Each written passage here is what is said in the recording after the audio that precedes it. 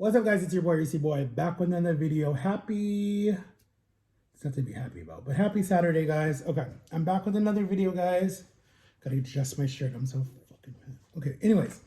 All right, so we got Coldest water bottle here on the deck. So my parents went to go pick up my uncle. He's coming to visit us all the way from Ohio. He'll be here for a little bit, and then they're going to Disney because Jama got them some tickets to go to Disney. Or they're going to Universal, not really Disney. And my mom bought this for me, actually. It is called it's called the it's called the, what do they call this? I'm having a brain fart. It's called the Pizza Hut, not quesadilla. Anyways, it's whatever. I've done a video about it already. So this is what the box looks like when it comes. Okay, you guys can see that. This is like a nice little box. And then when you open it, they put this safety sticker on here. I gotta go fast, guys, because my parents are like on their way. And then this is what it looks like when they send you, they give you two like this. And it's like a heart. Boom, boom, boom, boom. All right, and then when you pull it apart, it looks like that. So anyways, guys, I've got this before for a video. My son wanted me to post a video. Shout out to you, Angel. So, and then they give you some, what is that sauce called? Pizza sauce? I don't know what the hell it's called. Let's say Grace first, okay? And I'm sorry I'm cursing today, guys, but I'm trying to rush and get a video out. I've not posted a video since, I think, last week, Saturday, or when I was at the mall. Let's say Grace. Dear God, bless this road and just amen. All right. So what you do, you guys can have the first bite. Yum. And then you take your little thing like this, and you put some sauce on it like that, and then you eat it.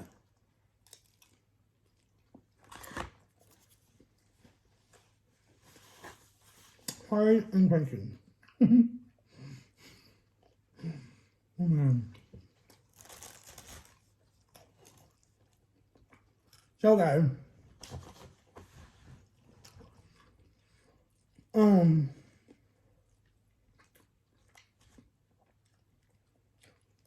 so I have another story to tell you guys. So I think this is my sophomore year of high school, right? So I'm in school, I'm working. This is some sweet tea, Crystal Light, if you guys can tell. So I'm a sophomore in high school, right? And my best friend in my classroom, right? So I had 3 periods with this girl, right? We had first, second, third, and sixth period, the last period of the day. And it's her freshman year, my sophomore year. And she was very like gothic and dark and wore all these baggy clothes and all this different stuff, right? And so like one day, and our third period was like, our teacher was like the PE coach, and then plus he would like make us like, let us have a period where we could catch up on like different homework and stuff that we had to do for the week that we weren't able to finish. And then like on Fridays, he would let us do a movie day or be on our phones or whatever. He didn't care. So this day, she was like in the corner for like the longest time. And I'm like, what are you doing in your corner? Like, why are you over there so much, right? Because we usually like sit next to each other. And then there's like some other people in our class that were like all talking about stupid Halo, because Halo was big at that time, or Pokemon. So I go over there and I'm like, what are you doing? And she's literally like using one of those, you know, the, what were they called? Not safety pins, but you know, like one of those things, like they're metal and they help you like divide your pages in your book, all right? But when you bend them apart, they can be like a weapon. She's over there literally like scratching like someone's name in her arm, like engraving someone's name in her arm. And like, I'm like, what are you doing? And then she's like, oh, I do this when I'm stressed out. And I'm like, why that? Like, what? Like, what? And like, I knew more about it. Like I could see her arm and she had like a lot, like she was cutting herself. So I remember I was like, in my head, I'm thinking, all right, is this a cry for help or, you know, like what's going on, right? But I didn't really ask her enough to figure out like what's behind it or whatever. I just saw a girl cutting herself and I was like, you know, what should I do? So I remember like I went to my next period, that was lunch. And we never sat with each other at lunch because she sat with like all the gothic people. And I was friends with some of them, but we just didn't sit together at lunch because she would spend time with her boyfriend, and her boyfriend was just weird.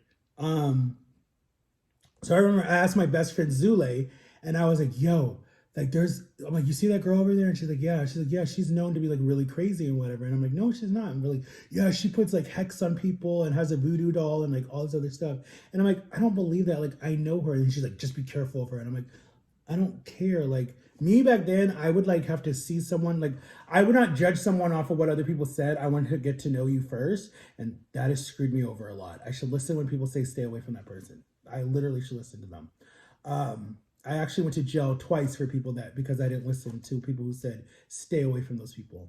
But anyways, so I went to my guidance counselor because I was already seeing her for my own depression and my own issues, and I was like, Miss, like what if I know someone that's cutting themselves and it's really bad? Like, what should I say? And then um, she was like, just talk to them, see if they'll open up to you and tell you what's going on. And I was like, okay, cool, cool, cool. Not knowing she's writing all this down, and then she goes and tells that girl's guidance counselor, who then they Baker Act her. She's out of school for like 2 months. And then when she comes back to school, she's like, I bleep and hate you. I'm never going to tell you anything ever again. You're a snitch, blah, blah, blah, blah, blah, blah, blah. And I was like, I'm sorry. I didn't know that, and I was mad at my guidance counselor for telling my business. And I went up there I was so mad at my guy. I'm like, why did you do that? Like, now everyone thinks I'm a snitch and I can't keep secrets and blah, blah, blah, blah, blah. And she's like, Matthew, by law, I have to report if some child is hurting themselves. I have to. I can be fired for that. I'm like, yeah, but you didn't have to like do it that way. You could have let me talk to her or something. And if I couldn't handle it, then I would have told you. And she's like, no, I could get like I could get fired. And if she actually did something and actually killed herself, her family could sue the school. And I'm like, okay, I hear you.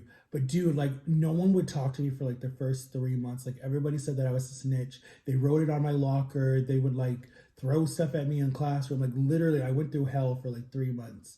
And then finally, I think it was the start of my senior year. That was the next year. We finally sat and talked one day, and she was like, "I'm sorry." She's like, "I apologize." She's like, "I know you were just doing it because you cared." And I said, "Listen, I will never, ever, ever, ever tell someone secret ever again in my life because I'm not a snitch." I'm like, if that's what happens, I'm not saying about it ever again. And I should have known my lesson because when we left Ohio, one of my best friends, David, was dealing drugs in school or whatever. And I remember one time we were in the locker room and there was like this very, very like older kid. Like we're both like 14 and there's like this older kid that's like 17 already, right? And he was like known already, to the school that he was bad. And I was like, why is David hanging out with this kid? And then like the kid had his own car. He had like a souped up Camaro that was like his mother's or whoever's it was. And he would pick David up from school all the time. And I'm like, David, why are you hanging out with the older dude, right? You're like 14. And he's like, it doesn't matter. It doesn't matter. It doesn't matter. But then he started like we're passing drugs and stuff at school. So basically what it was that dude was the dealer. David was like his little errand boy that would run around and like sell it in the school. And then I was like, they were trying to get me to be a part of it. And I said, hell no, I'm not going to be a part of that because I know drugs are bad. So I remember I remember exactly what happened. I was, because the schools back then had cameras right in the hallways and they saw us like leaving the locker room and they saw that like we were like acting just like they said we were acting suspicious. I don't know how. We were just walking. So they brought him in the office first and they brought me in the office and they were like Matthew, we know something's going on. You guys are doing like she was like, we know someone's dealing drugs in the school and we've seen you with the people that we think it is. Who are the people? And I was like, I'm not a narc. I'm not a snitch. I'm not going to snitch. And they were like, well, we know, right? So you're going to be suspended for like, I think I was suspended for a week or something. And I'm like, I'm definitely not going to tell you if you guys are going to punish me and I didn't do anything wrong.